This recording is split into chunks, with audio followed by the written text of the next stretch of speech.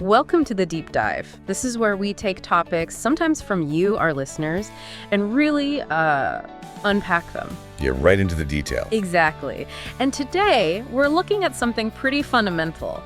5 English phrases you've probably heard, well, loads of times. Yeah, the kind of phrases that are just woven into everyday chat. Right. So our mission today is to go a bit deeper than just knowing the definition. We want to understand the nuances, how they actually work in real conversations. And we've got some great examples to draw on, haven't we? We do. They're from a YouTube video that focuses on practical, everyday English.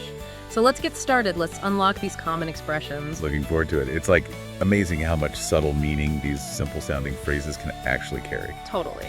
Okay, first up, should I get? This one is, such a common way to ask for advice or maybe just think through options out loud. Definitely. A real go-to. And the source video, it gives us some, interesting examples like, should I get doctor? That one pops up a few times. Yeah, that really sounds like someone wanting a recommendation or maybe just wondering if seeing a doctor is the right move, that uncertainty. Right, and then you have the really simple, everyday kind of thing, should I get a deck of cards? Just a straightforward consideration. Am I acquiring this thing or not? Exactly. And the phrase often signals that, doesn't it? That decision about getting something, whether it's like a physical object or something less tangible like advice or help. Precisely. That repeated, should I get doctor? It really underlines that feeling of needing some kind of outside input, some guidance. Yeah. Then there was that rather memorable one. Should I get a river beaver to pleasure you? Right. Definitely an unusual one. Very unusual. But, grammatically, it shows the structure perfectly, right? Should I get plus the object. It does. Strips away the usual context and just leaves the bare bones of the phrase. And then we jump to something much heavier. Shall I marry my boyfriend or should I get a job? Wow, yeah. So that shows it's not just for, small stuff like cards or pizza. It applies to major life crossroads, too. Absolutely. And then back to the practical. Should I get a sitter? Another common one. And then there was this one example, should I get ducked out? Which, honestly, without context... It's a bit baffling, isn't it? Yeah. It really makes you realize how vital the surrounding conversation is to understanding what's actually being asked. Doesn't mean leave, avoid something. That's such a great point about context. Should I get? Generally points towards obtaining something or maybe entering a certain state. But the specifics, they depend entirely on what follows and the situation. It's a reminder, language isn't just words in isolation. Definitely not. So, okay, how is should I get different from just saying like should I without get? Good question. Well, should I tends to focus more directly on an action itself. Like should I exercise? Exactly. You're asking about the advisability of doing the action. But if you say, should I get a gym membership? Okay. The focus shifts to acquiring the thing that lets you do the action. Precisely. Should I get is often more about that potential acquisition, a thing, a service, maybe even a state of being that then changes your situation or makes something possible. So like, should I get takeout versus should I eat now? Perfect example. First one's about obtaining the food. The second's about the action of eating. Both seeking advice, but with a slightly different focus. Okay, that makes sense. Let's move to number 2. Which do you prefer? Pretty straightforward, this one. Asking for a choice. Very direct. You're putting options on the table and asking for a selection. The video had it just stand alone. Which do you prefer? Very direct. And then more specific examples like, do you prefer the Northern Tonight or the Port? You've got 2 clear options there. And that's key, isn't it? The phrase really works best when the alternatives are clear. It's inherently about choosing between things. Right. It's not just a general, do you like this? It's this one or that one. Exactly. We also saw, so which story do you prefer? Which implies, maybe a couple of stories were just told. Yep, setting up the choice based on what just happened. And a super common one. So do you prefer coffee or orange juice? Typo in the source, maybe, but you get the idea. Coffee or orange juice? A classic breakfast dilemma for some. Yeah. And then again, we get one of those slightly absurd examples. Let me guess. Not about drinks. Nope. Now, do you prefer being called Margaret or Satan's mistress? Goodness. Well, again, it highlights the structure perfectly, even if the content is out there. It really does. And we also had the more general, do you prefer noises? Which is broader, asking about a category, but still a preference. True, though it's maybe less common. Usually the options are more concrete. But those wilder examples, they do help isolate the function.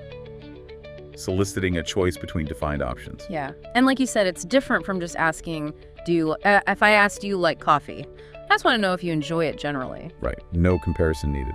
But which do you prefer, coffee or tea? Forces a comparison, a decision. Exactly. Do you like is about general favorability. Which do you prefer is about a comparative judgment between the presented options. Gotcha. Okay, number 3. On one hand. On the other hand, the classic balancing act phrase. Ah, yes.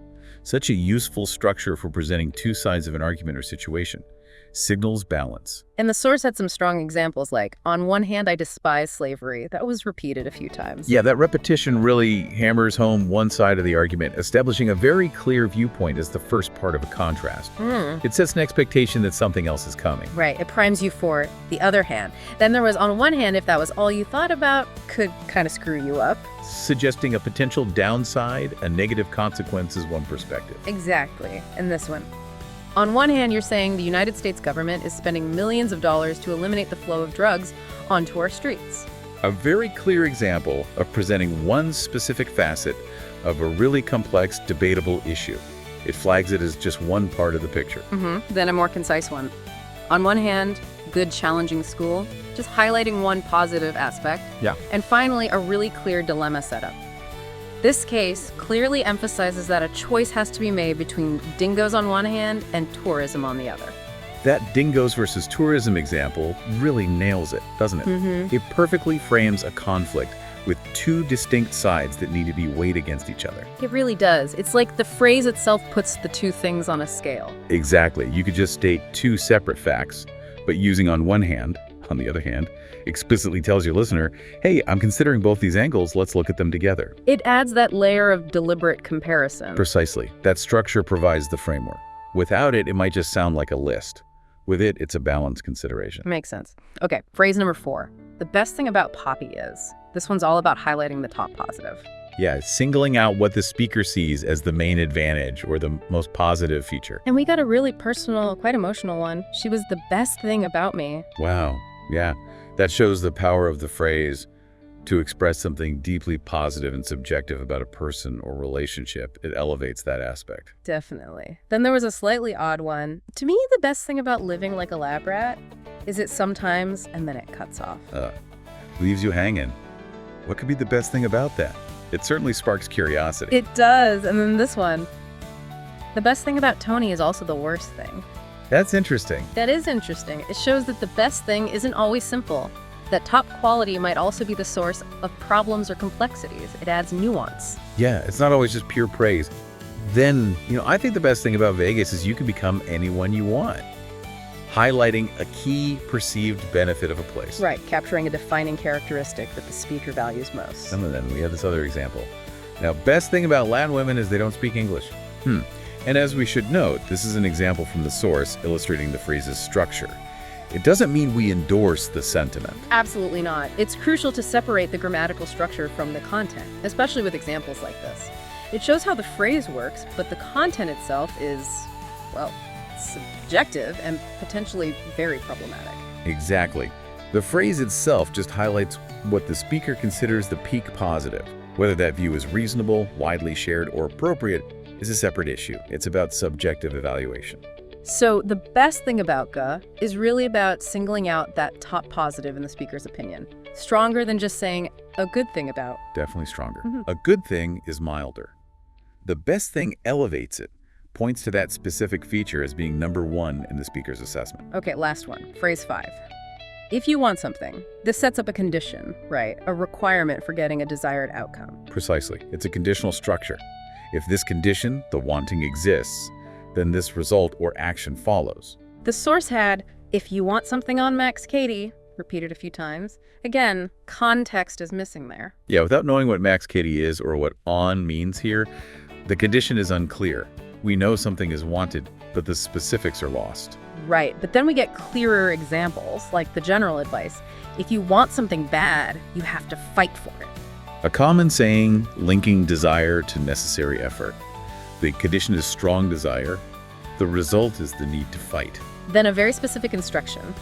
If you want something in Chelsea, just get David to take you shopping. Perfect illustration. Condition. wanting something in Chelsea. Action required, get David's help. Yep. And the classic piece of wisdom, if you want something done, you ought to do it yourself.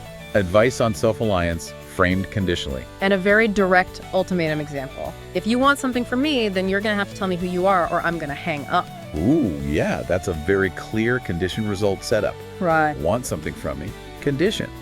Identify yourself, consequence of not meeting it, hang up. It sets a firm boundary. It really does. So if you want something, fundamentally connects a desire to the steps or prerequisites needed to achieve it. Exactly. It moves beyond just stating a wish. It outlines the path, the requirement, the condition that unlocks the potential for getting it. Like, I want to travel more is just a statement. Right, but if you want to travel more, you need to start saving money. Connects the desire to a necessary action. That's the function of the phrase. It creates that logical link. Well, this has been really useful, I think, digging into these 5 phrases. Should I get A, which do you prefer? On one hand, on the other hand, A, the best thing about A is, and if you want something. Yeah, seeing them through the lens of actual examples really helps nail down those subtle differences in meaning and usage. We've looked at how they work, the kind of nuances they carry, how they stack up against similar phrases. Hopefully, you listening feel you've got a clearer grip on them now. Absolutely. Understanding these isn't just academic. It really can sharpen your communication, both listening and speaking. Recognizing why someone chose should I get instead of should I, or which do you prefer instead do you like. That adds depth to comprehension. So, a final thought for you to take away. As you go about your day, maybe try to notice these phrases. Listen for them. Yeah, see them in action. Considering the examples and nuances we've talked about, how might your own understanding or even your use of these expressions change in your conversations? Just pay attention. See if you spot those layers we discussed. It's a great way to make these insights stick. Definitely. Well, thanks for taking the deep dive with us today.